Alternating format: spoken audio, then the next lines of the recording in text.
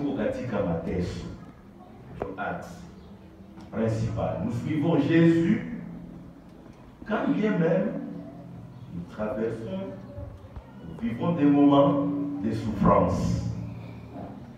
Na ujumbe ya ibada ya siku ya leo kama vile message inatuambia sisi tunamfuata Yesu mwokozi wetu, ikuwe mnyakati mzuri na hata ikuwe mnyakati mbaya. Nous suivons Jésus, notre sauveur, pendant les bons moments, tout comme dans les mauvais moments. Tunamfuata japokuwa hali yake tunapitishia. Mnajua kama hii ibada ya leo tunaelekeza kwa ile kipindi ya mateso ya Yesu. Ile kusumbuka kwake hii ibada inafungulia njia hiyo Yesu. Kama tunaweza sikia habari za mateso ya Yesu Kristo. Wapendwa, hizo nyakati wakati amesema hapa mwana wa mtu.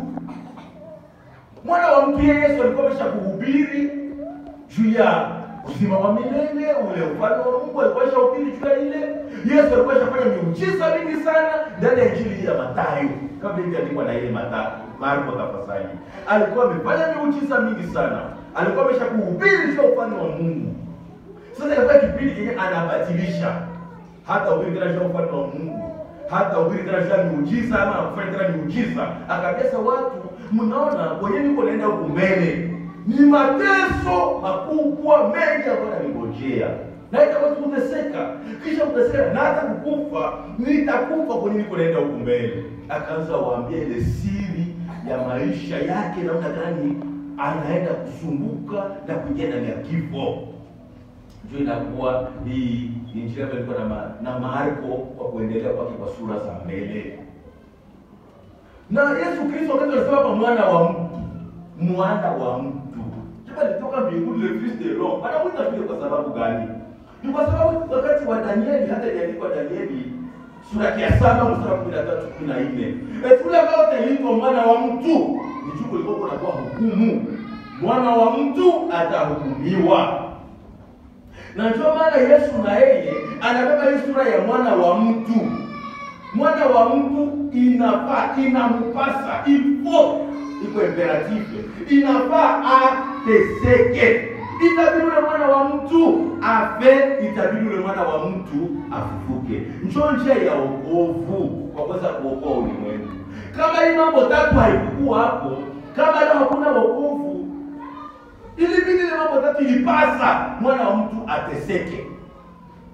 Kisha kutoka mbinguni Yesu ateseke kwa dunia, akose chakula, akose mavazi, asumbuliwa na wajirani zake, wandugu zake wamkatale. Mateso gani ambayo Yesu hakupita ndani?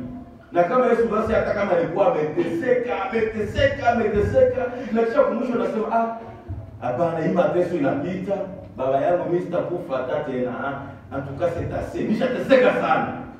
Mungu angemwambia sasa ati hivi nashinda kufikisha kazi kumwisho, watu wasiokolewe tena, mateso yako inaishia.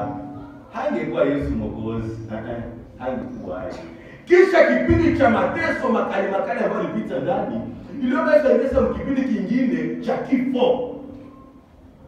Ilibidi afe. Lakini kama angelifika kwenye msalaba, anakutoza mtia taji ya miiba, anakutoza kumchomeka mkuki na kumkumisha siki. Na ile siki ilikuwa ya kumuua. Mkuki ilikuwa ni damu mwangikia senye sana na akufe mara moja. Na angelisema hapana. Mulisha nitesa nilitika. Ya kifonjo hapana. Hapana, mulishushe. Ndakufia nani hapa? Nikufe shia nini garso apata hivi jeune. Tantuasa itimi. Kiko miaka yake no.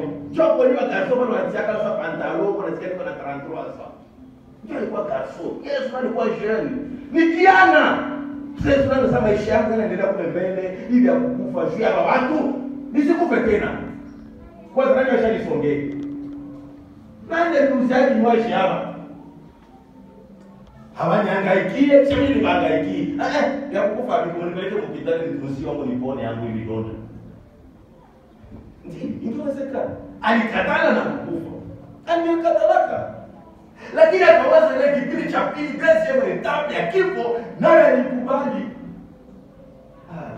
troisième, kwa sababu ingekuwa nguvu.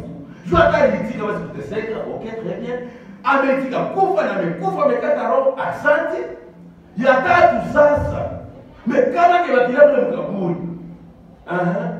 Na amesema pale troisième jour, ya kwanza, ya pili, 3 inaenea, siku ya 4, ya 5, ya 6, ya 7, hatoke ndani. Kama niko nje.